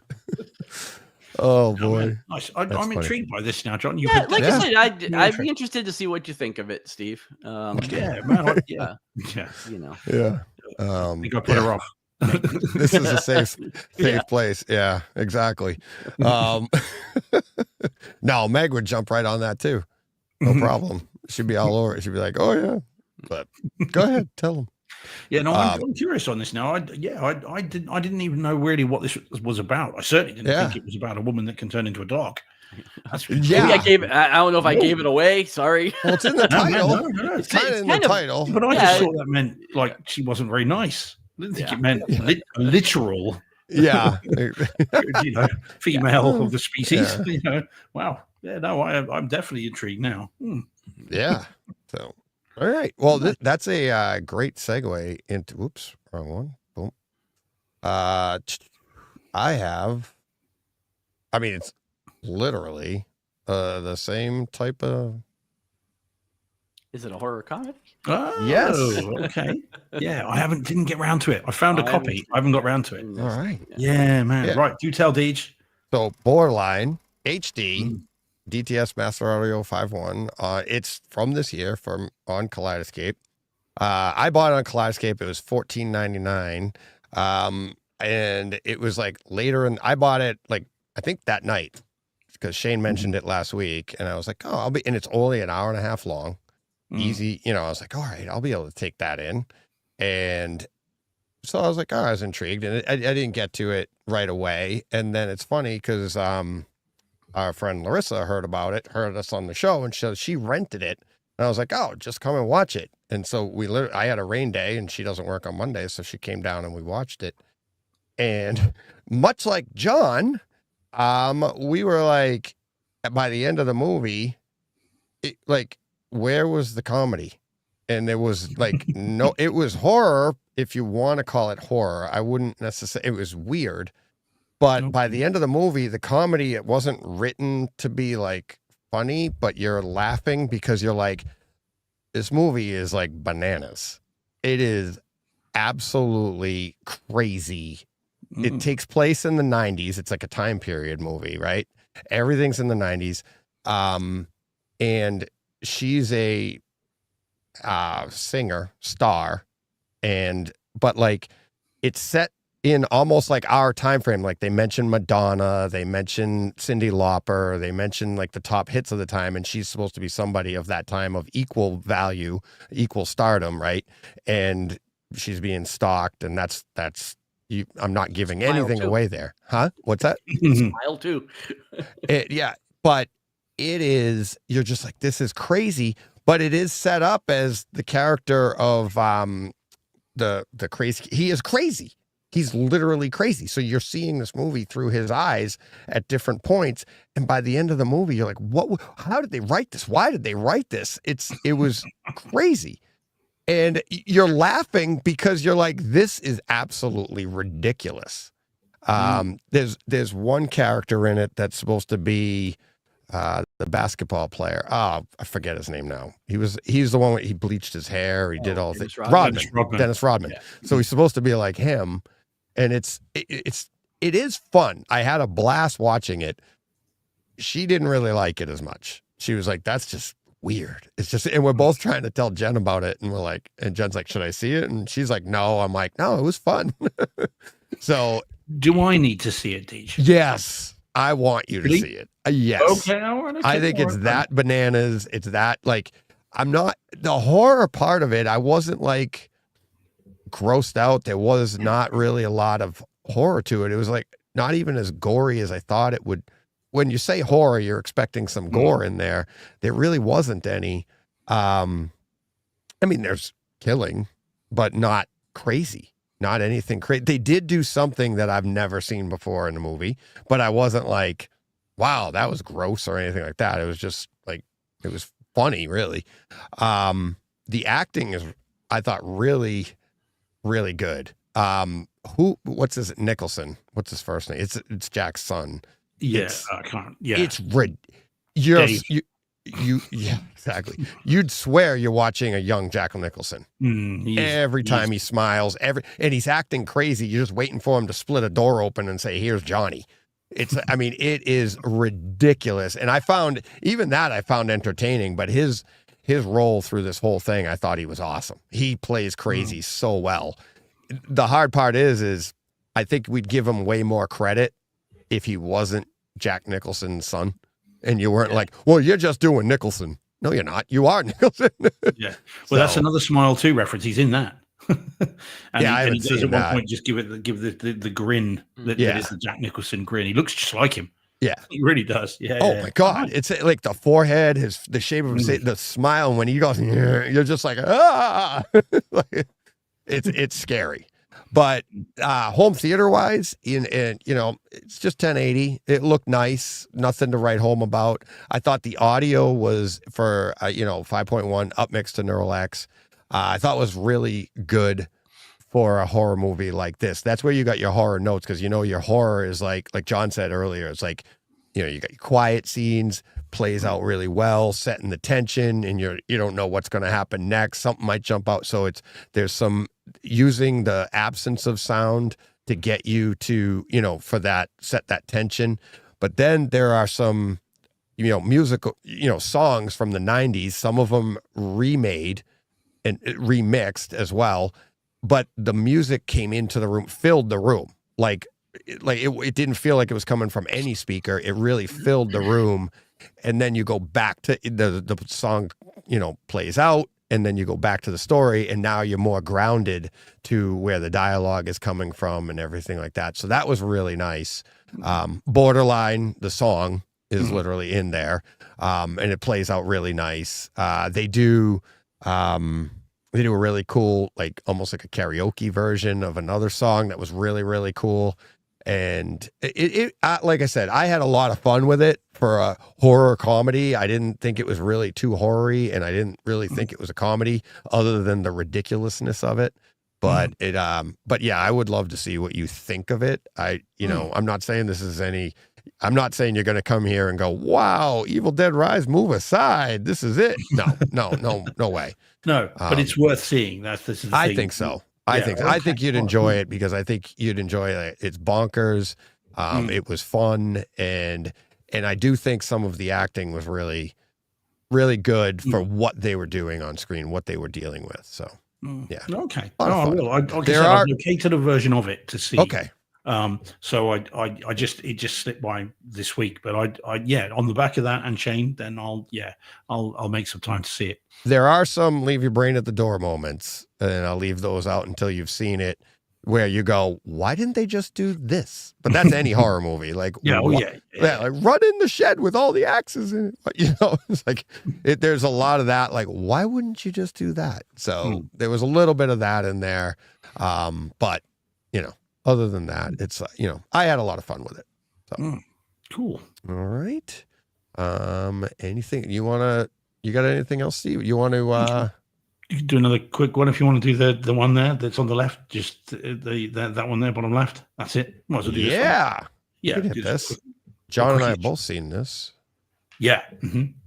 Yeah. John's reviewed it on the show, I think. I did. So did I. Yeah. Did you? I have it on Kaleidoscape. Okay. Oh, did you? I have it on. I did it with you. I have it on Kaleidoscape. You didn't do it with me. Yeah, I don't remember that either. No. Pretty sure I did it with you. I thought when you did it, I said I'd seen it too. I have it on because I have this. Why don't we announce what it is for the audio only people around the world before the sequel comes out? So this is now. It's kind of hard to say. Lord of the Rings: The War of the Rohirrim. I think I'm saying that right. The Rohirrim. Rohirrim. Yeah. Alrighty, so and this is on 4K disc UHD and in Dolby Atmos, and I didn't see this in theaters. I bought the disc when it came out. It's only been out here 2 or 3 weeks, and when I bought this, I had John's words ringing in my ears because I remember John talking about it. So and I would have swore blind you didn't, but me too, but maybe we're both wrong. Well, let me remind you, I think one of the things I said about it was I wasn't knocked out of the park about the animation. That's what John said. That's what I said too. I said it as well. Like, as I was like, this wasn't exactly like I was saying, like I actually quite liked the style actually. See, I didn't. I think you're mixing us up, Steve. You did hear both of us, but I was like, I thought it was too rudimentary, too flat, whereas we'd seen other movies that have fantastic animation where you're like, oh my God, that's like, it's almost lifelike.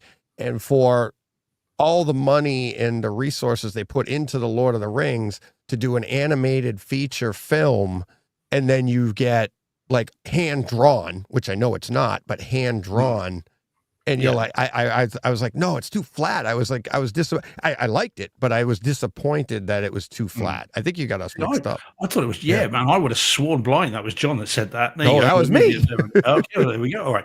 So I missed it in theaters, but I had what I thought was John's words echoing in my ears, but may have been yours then, about that it, to be prepared for the fact that the animation wasn't perhaps great and that it was an okay experience, but nothing more than that. So I put this on at the weekend and I had some time. And I wanted something that I didn't have to pay too much attention to, with not having a clue whether I would get into this or not. And I put it on, and I have to say, I really enjoyed this movie way more than I thought I would. I had a good time with this, and I had to watch it in a couple of sittings, but I really enjoyed it. I like the story. It is very rote. There's nothing new in any of this, really, and you could tell where it was going as soon as you realize what the title is of the king. You know exactly where this is going. Yeah. And so I did enjoy it, and I was always along for the ride. I liked how they did some of these sequences. I thought it was great, and I had the same reservations initially about the animation. I thought, well, it's very anime. and it's kind of that's all they seem to be doing with it. And I thought John thought, but you thought that with all the resources again with a modern film, we've just seen Arcane and how good that animation is. We've seen some really good 3D CG animation. It seemed a bit of a step backwards to go to anime, and yet once it started for me, those sort of thoughts very quickly melted away. I mean, I think the action scenes where you do get 3D in the background and then the more hand-drawn looking stuff in the foreground work really well. The perspective shifts on that I thought were really good, and I like how they did it, and they do it a number of times, and you get these kind of these different perspectives.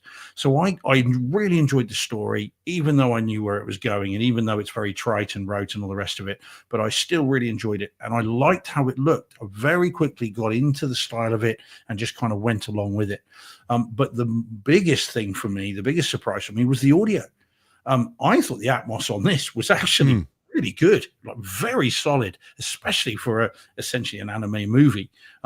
There is bass, there is surround activity, there's it's actually really decent. I had a great time with this, much more than I was expecting. I thought it was fantastic.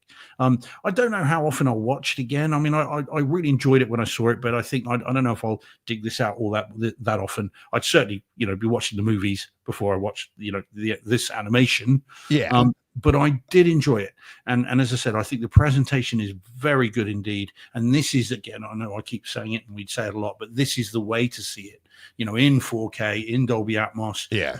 It really does lend itself to that kind of experience. So yeah, very pleased with this. I recommend it all day long. Yeah, it was great. Yeah. It's like I agree about, like, I don't know when I'll watch it again. I'm sure it'll be a few years. I'll be like, I remember liking this. Let's do this one again. But it's like, John, you haven't seen it at home? You saw it in theaters, right? I saw it in theaters. Yeah, and With I your was son? actually fairly positive about this. So Yeah. maybe I just don't remember you ever talking about it. Yeah, man. It's But just, yeah, I enjoyed this in the theaters. I liked the story. I just remember saying that I felt like it would be good at home. I saw this in one of those, serve dinner in your theaters. You know what I mean? Like, it wasn't a good theater at all. But I remember thinking that it should be good on disc. So I'm glad to hear that it is. I will pick it up eventually. But yeah, I'm in no big hurry to watch it again. Like you said, I won't watch it every year when I do my rewatch of Lord of the Rings. Yeah, but every couple of years, I'll probably pull it out and watch it. Yeah. I mean, it'll be interesting rewatching the movies again to see if there's anything from this that's been retconned into those movies, or from that into this. Are the other helmets going to be in the background there? Are you going to see the, some of these passageways and this kind of thing? Because I mean, you wouldn't have been looking for that when you were watching the movies, but now having seen this, I'd be very surprised, because Peter Jackson does present this. So he's had some involvement with it, and I'd be very curious to see, watching them again, whether there is stuff from here in it. I'd be surprised if there's not. But yeah, it's a lot of fun, way better than it should have been, I would say. And you can now see kind of why they did it. Because I think beforehand, I'm like, well, why would you do an animated movie? Well, other than, of course, the original, which is animated, I get that. But, you're thinking, well, why would you kind of tell this story? What's necessary? Well, it's a cheaper way. I mean, obviously, instead of making a full feature. Yeah. But yeah, it's a good story. It's a story to be told. And it's like, I got a different way to do it. A cheaper way. Yeah. And again, you talk about female empowerment, but she doesn't become a dog, which is disappointing, really. Exactly. And now I realize now I know what was missing. Yep. Yeah. Now that you know that's a thing that's possible. Yeah, man. I didn't even know they could do that. I want that in all my movies. Yeah. Yes. Jeez. Yeah. So no, it's good. Yeah, really, really cool. Really good film, this one. And I'll be giving my review next week. Yeah. Yeah, let us know what you think, Gage. No, nobody will remember. So I could have swore it was John and not you. I can't remember. It's funny because you were reiterating everything I said.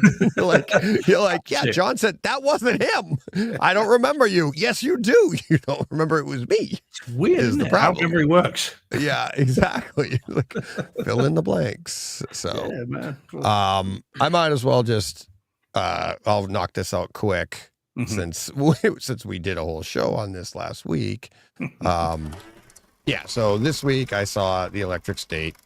on Netflix, Dolby Vision, Dolby Atmos. You guys talked about it. It's been rehashed recut over on Shane's channel. So check that out. And I, like you guys, I had a blast with it. And I don't understand the negativity. I did watch our clip over again, and I'm like, I remember here you go, Steve. I didn't know who said what, but it's like, I'm thinking the same things all the way through this. I was like, you know what? I see what people are saying. They're like, I like this better the first time. They called it, Ready Player One, or they said this. And it is a lot like that. And there's nothing wrong with taking a similar type story, but making a different story. And it was funny. Obviously, I saw this last week. 12 Fast and the Furious movies. So yeah, exactly. But at least that's the same franchise. Yeah. It's not somebody else doing it. I honestly, I see what Shane said, like a little bit of the undertones of Endgame and Infinity War, a little bit, but you really got to look for that, I think. Yeah, because I didn't see that. If he hadn't said it, I wouldn't have seen it. You know what I mean? So, but I did think it was, just fun. It's like you guys were saying last week, why are people complaining about this? Like, does everything have to be serious and 100% original and never been done before or whatever? And it's like, this was just, I loved Chris Pratt. I thought, his character, everything about it was hysterical. I loved the time period stuff. I did notice a couple of things when they go into the mall. They go by Radio Shack twice. But when they first walk in, there's a closed Radio Shack on their right. Then they get deep into the mall and there's a lit up Radio Shack on the other side. And I don't know of any mall that has multiple Radio Shacks in it. Yeah. So there was that. And then the other part, this is the John moment and I had mentioned it in the show last week. I'm like, oh, is that a paintball gun? And she uses a paintball gun, right? The problem with her shooting that paintball gun is she's got the hopper in the top for the paintballs. She's going around. She's like, pop, pop, pop, pop, pop, pop, pop. There's no air canister. That screws onto the back of that particular gun that she has. The air canister is what would be on your shoulder. And she just walking around going, pop, pop, pop, pop, pop, pop, pop. And I'm like, where is she getting the air from? I was like, oh, that wasn't right. I wasn't offended though, but it was, yeah. I just laughed. I thought it, but I mean, overall, I thought it was good. And yes, again, like you guys were saying last week, that brother-sister relationship, a little maybe too close, a little bit too tactile. Maybe they had, just what it was 2.5 hours, wasn't it?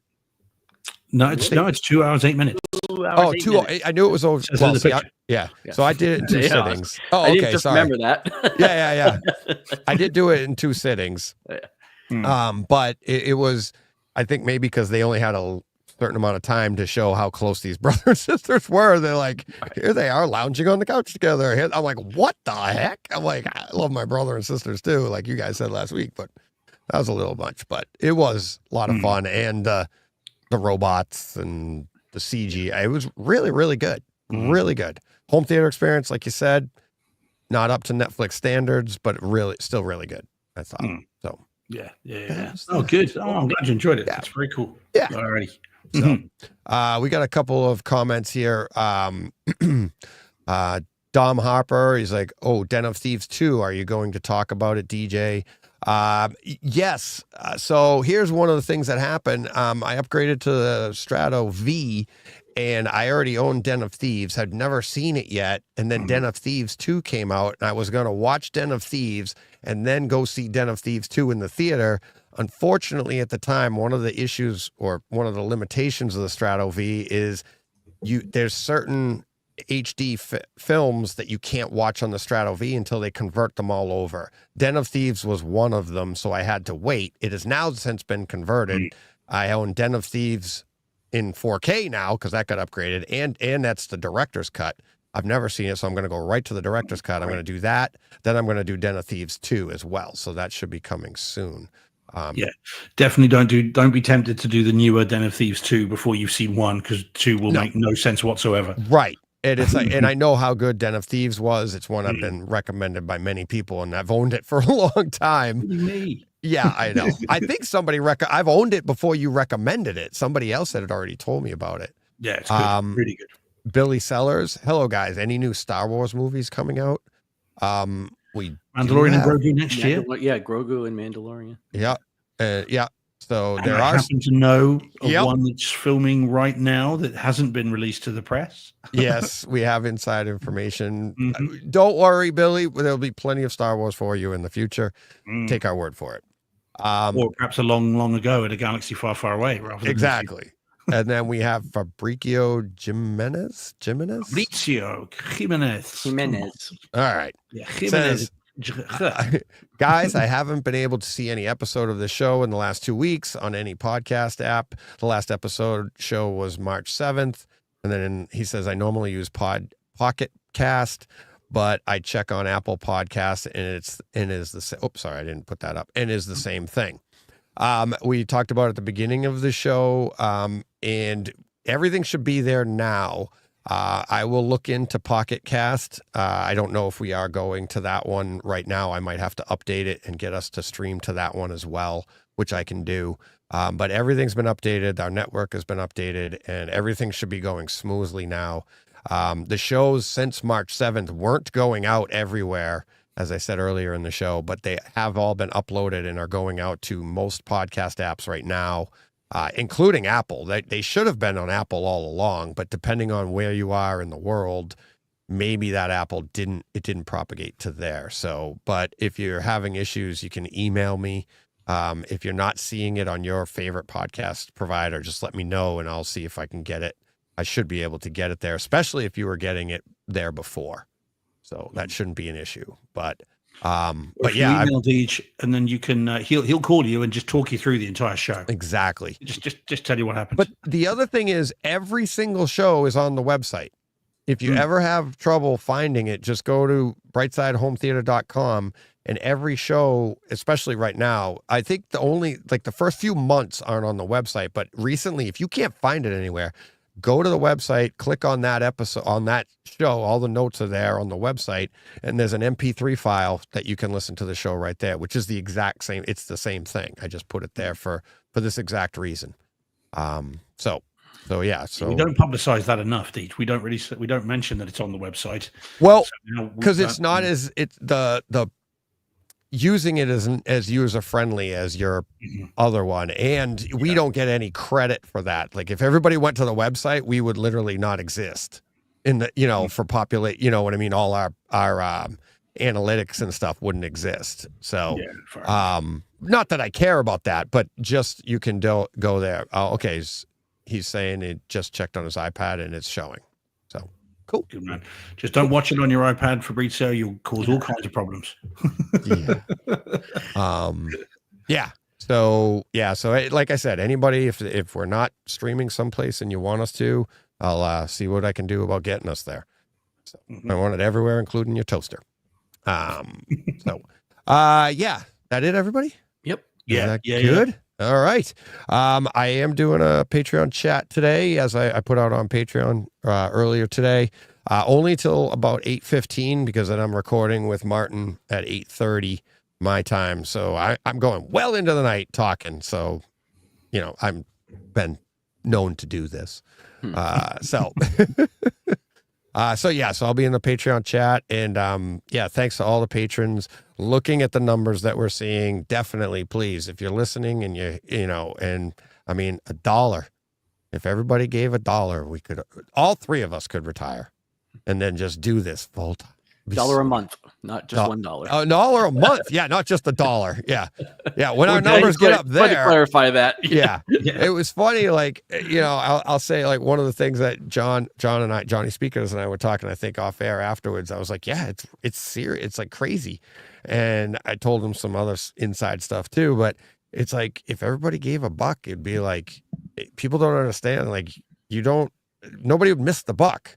But if everybody did it for us, we'd be like, oh my God, like this would be crazy. It'd be awesome. And I get to, and as Johnny Speakers knows in a private conversation, I get to prove quite a few people wrong. So people are saying it's not possible. I'm saying it is, because I believe in you, the listener. John's been telling me for years. Yeah. They will. You just got to talk about it. So, oh yeah. All right. we will get out of here so Steve can get to bed early. Mm. All right. Mhm. And John can have his dinner on time. That's right. There you go. Done. All right, everybody. Thank you all for watching, listening, participating. T-Public to spread the word. All that good stuff. Look at us hawking everything. Look at me. But all right, I'll get out of here. Everybody, have a great week. I will talk to you soon. Till next time, oh, Joe Klusnick. Buck, thank you very much. Right through YouTube. There it is. I'm glad you said Buck. Uncle Buck. There we go. Thank All Buck for right. that. Thanks, Joe. Appreciate it, buddy. Till next time, you know what you got to do. Go push play. What he said. That's right.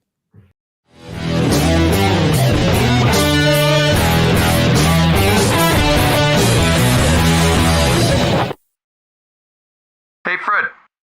This has been a Hey Fred production with theme music by Jeff Bernhardt and Throne Vault Productions.